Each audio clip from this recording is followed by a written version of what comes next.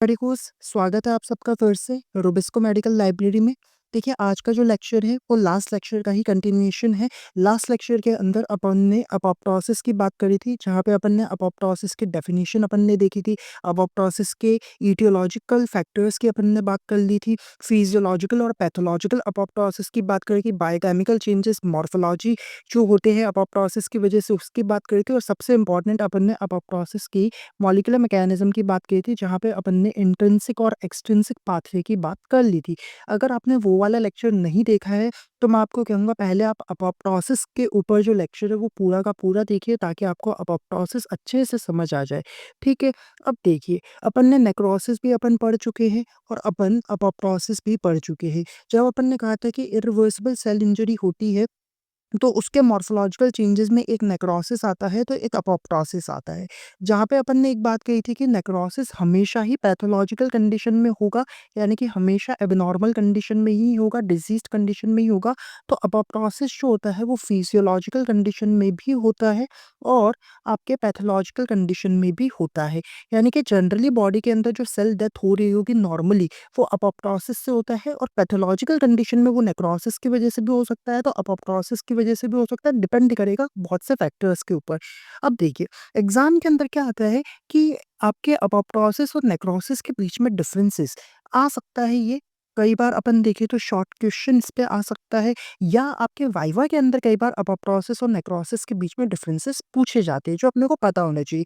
और आपको यही टेबल आपको याद करनी है। देखिए कुछ नहीं है, खाली रिवीजन चल रहा है। अपन अपोप्टोसिस भी पढ़ चुके हैं, नेक्रोसिस भी पढ़ चुके हैं, तो खाली रिवीजन चल रहा है। आप ये समझिए कि अपोप्टोसिस अपन ने देखा था कि क्या होता है, programmed and coordinated cell death होती है। तो वहीं नेक्रोसिस के अंदर क्या होगा कि सेल डेथ होगी और साथ में हाइड्रोलिटिक एंजाइम्स रिलीज होंगे, जिसकी वजह से टिश्यू का कंप्लीट डिग्रेडेशन हो जाता है। जहाँ पे अपन ने नेक्रोसिस में पहले ही कहा था कि क्या होगा, एक लोकलाइज्ड एरिया होगा of the death of this tissue, जहाँ पे जो सेल्स होगी वो डेड सेल्स कुछ एंजाइम्स रिलीज करेगी, जिन्हें अपन हाइड्रोलिटिक एंजाइम्स कहेंगे। और वो हाइड्रोलिटिक एंजाइम्स होंगे वो पूरे के पूरे टिश्यू का ही डिग्रेडेशन कर देंगे, वो नेक्रोसिस है।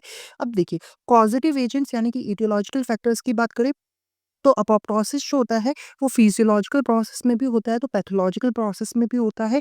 लेकिन नेक्रोसिस हमेशा ही पैथोलॉजिकल कंडीशन में होगा, यानी कि एबनॉर्मल कंडीशन में ही होगा। जैसे कि आपके हाइपोक्सिया की कंडीशन आ गई, या फिर कोई टॉक्सिन्स वगैरह अगर बॉडी के अंदर आ गए हैं, तो नेक्रोसिस हो सकता है। इसके अलावा सबसे इंपॉर्टेंट चीज़ है कि आपके अपोप्टोसिस और नेक्रोसिस की मॉर्फोलॉजी की अपने को बात करनी है। जहाँ पे अपन ने पहले ही बात करी कि अपोप्टोसिस के अंदर कोई भी इन्फ्लेमेटरी रिएक्शन नहीं होती है, यानी कि अगर सेल डेथ हो रही है अपोप्टोसिस की वजह से, तो उसकी सराउंडिंग के अंदर कोई भी इन्फ्लेमेशन नहीं देखने को मिलेगा।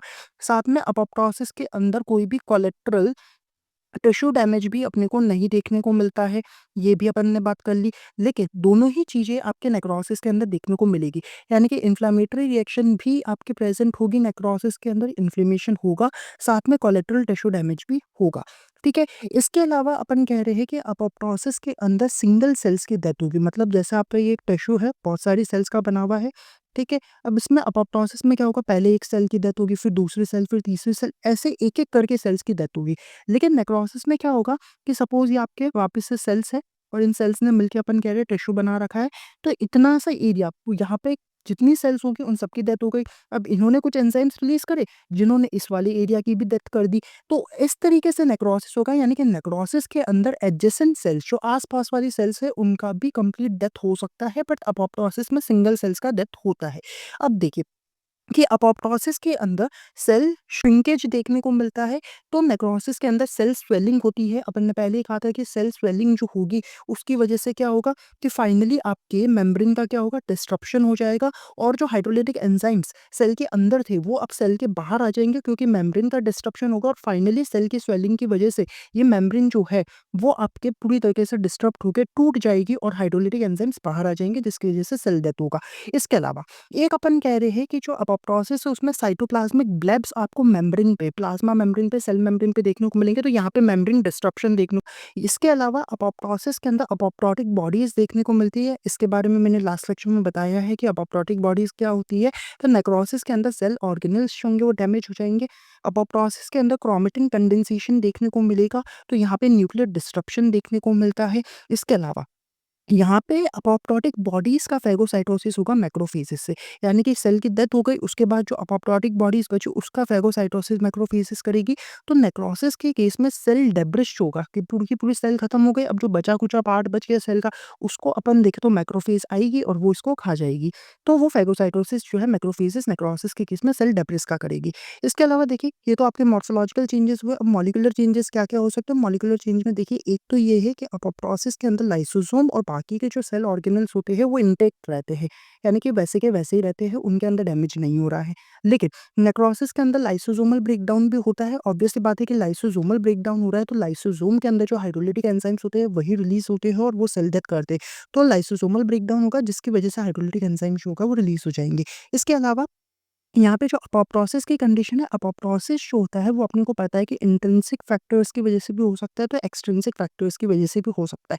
इंट्रिंसिक फैक्टर्स कैसे हो सकते हैं कि भाई जो सेल सर्वाइवल के लिए जो सिग्नल्स की ज़रूरत होती है, अगर वो सिग्नल्स ही लॉस हो जाए, तो ऑब्वियस बात है कि आपके अपोप्टोसिस इनिशिएट हो सकता है, पहला रीज़न। या फिर अपन देखें कि कोई है ना इंजरियस एजेंट्स आपके सेल के ऊपर एक्ट करने लगे जो कि एक्सट्रिंसिक फैक्टर्स हो सकते हैं, उसकी वजह से अपोप्टोसिस हो सकता है। तो नेक्रोसिस इनिशिएट क्यों कैसे होगा? तो नेक्रोसिस हमेशा एक्सट्रिंसिक फैक्टर्स की वजह से ही आपके इनिशिएट होगा। जैसे कि इश्कीमिया की कंडीशन आ गई, हाइपोक्सिया आ गया, कोई केमिकल्स आ गए बॉडी के अंदर, फिजिकल एजेंट्स आ गए या माइक्रोबियल एजेंट्स वगैरह आ गए उसकी वजह से।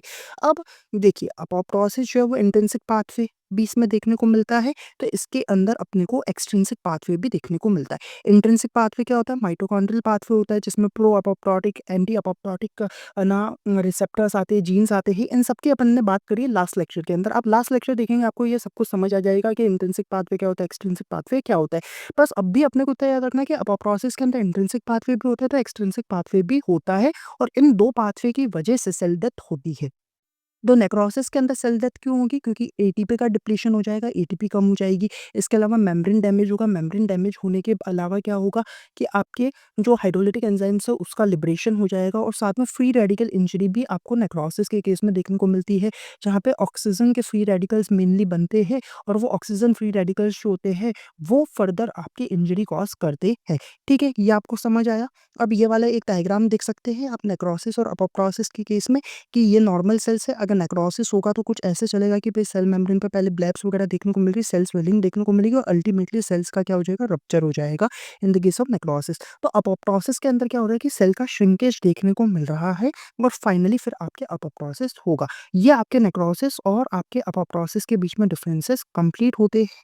ठीक है, इसके बाद देखिए एक जो छोटा सा टॉपिक और है जो कि कभी कभी आपके शॉर्ट क्वेश्चन आ जाता है, बहुत रेयर आता है, बहुत ज़्यादा नहीं पूछा जाता, कि जो प्रोग्राम सेल डेथ है, यानी कि अपोप्टोसिस एक प्रोग्राम सेल डेथ का एग्जांपल है। इसके कुछ वेरिएंट्स होते हैं, 3 वेरिएंट्स आते हैं।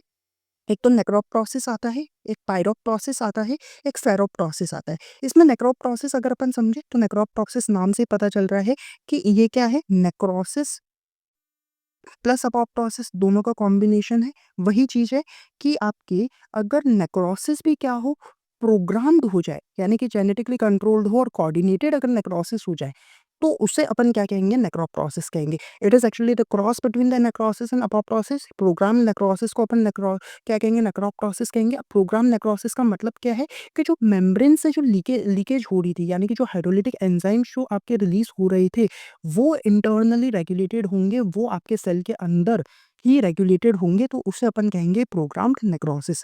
और इसके अंदर कैस्पेस नहीं आएगा। ऑब्वियस बात है कि आपके अपोप्टोसिस के अंदर कैस्पेस का रोल आता है, नेक्रोप्टोसिस के अंदर कैस्पेस का रोल नहीं आएगा।